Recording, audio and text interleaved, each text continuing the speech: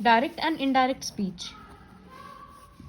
देखो, direct and indirect speech ये पढ़ाने के पहले एक बार हम एक्टिव पैसिव दोबारा बोल देते हैं ताकि तुम लोगों को रिवाइज हो जाए। तो एक्टिव पैसिव में हम लोग क्या करते थे, जैसे एक स्टेटमेंट है I have not combed my hair,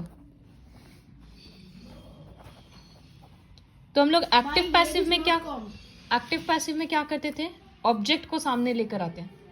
तो माई हेयर इज होगा, हैव है ना, तो माई हेयर हैज, हम लोग इसको सिंगुलर में ट्रीट करेंगे। My hair has not been combed by me, I का मी हो जाएगा। तो ये एक्टिव पैसिव होता था जहां पर हम लोग पीछे वाला पार्ट को सामने लाते थे और सामने का पीछे। डायरेक्ट इनडायरेक्ट में क्या होता है, किसी का डायलॉग होता है, उसको हम लोग, तो वो डायलॉग होता है वो इन्वर्टेड कॉमास में रहेगा। हाँ, वो इसमें हम लोग इन्वर्टेड कॉमास को हटा देते हैं। जैसे Ravi said I need a new pair of shoes, ये किसी का डायलॉग है। अब हम लोग, तो ये डायरेक्ट स्पीच है। जब इसको हम लोग इस तरह से बोलेंगे कि वो इंसान का डायलॉग, वो वर्ड्स हम लोग थोड़ा चेंज कर देंगे, तब उसको बोलेंगे इनडायरेक्ट स्पीच। यहाँ पर होगा रवि तो said रुको, that, Ravi said inverted comma के बदले दैट लगता है। फिर यहाँ पर आई रवि के लिए यूज हुआ है, तो ही। नीड का past form needed a new pair of shoes, तो the answer will be Ravi said that he needed a new pair of shoes. मैम नीडेड हुआ क्योंकि वहाँ पर said है।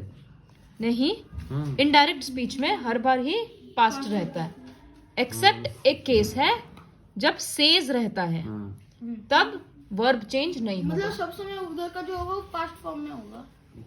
और एग्जाम्पल्स करेंगे ना, समझ आएगा। जैसे Ram said where are you going Ravi. Ram said that, Vishal जो वीडियो में पढ़ रहा है, पहले उनको लोगों को समझाने दो हमको अपनी भाषा में।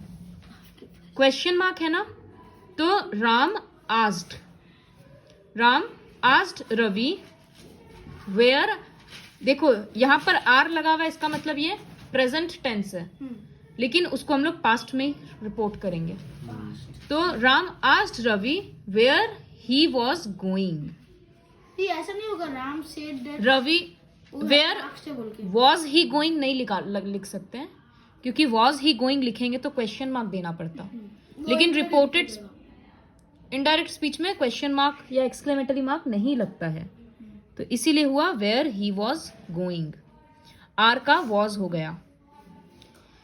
इसी तरह से हम अलग अलग टेंसेस का एक एक एग्जाम्पल्स दिखाते हैं ताकि रूल समझ में आ जाए। सारा सॉल्व्ड एग्जाम्पल्स। सिंपल प्रेजेंट है पहले, I said I am very happy, तो आई सेड इन्वर्टेड कॉमा हटाने के लिए दैट, आई एम के बदले आई वॉज वेरी हैप्पी, तो I said that I was very happy.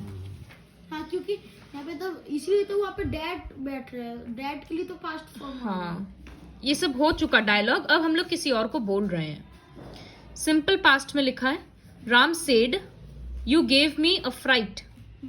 देखो सेड प्रेजेंट है फिर भी सेड है, तो इसीलिए सेड है उसके वजह से पास्ट फॉर्म बैठ रहा है, ये नहीं रूल है, ठीक है। तो Ram said you gave me a fright, तो राम सेड दैट ही, यहां पर पास्ट के लिए हैज हैड लगेगा, हाँ, तो he had given a strike. Him a fright, me का हो जाएगा ये फ्राइट Him. मतलब क्या होता है? डर। डर। मैम सिंपल पास्ट तो फिर पास्ट परफेक्ट में हो गया तो ट्रांसलेट। हाँ, तो सिंपल पास्ट पास्ट परफेक्ट में, प्रेजेंट कंटिन्यूअस तो पास्ट कंटिन्यूअस में। You are singing well said Suman, तो सुमन सेड दैट, यू के बदले हो जाएगा आई, आर का was, I was singing well. तो ये सिंपली याद रख पाए अगर कि सिंपल प्रेजेंट है तो सिंपल पास्ट, सिंपल पास्ट है तो पास्ट परफेक्ट, ये थोड़ा डिफरेंट है।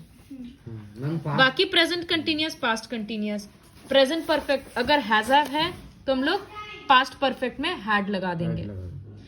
पास्ट कंटिन्यूअस है, पास्ट परफेक्ट कंटिन्यूअस में होगा या नहीं, वो नहीं दे। तुमको आइडेंटिफाई करना होगा ना।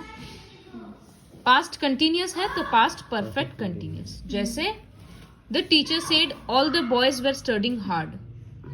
The teacher said that all the boys, यहाँ पर पास्ट कंटिन्यूअस किससे पता चल रहा है? वेयर स्टडिंग से, तो इसी को चेंज करना है।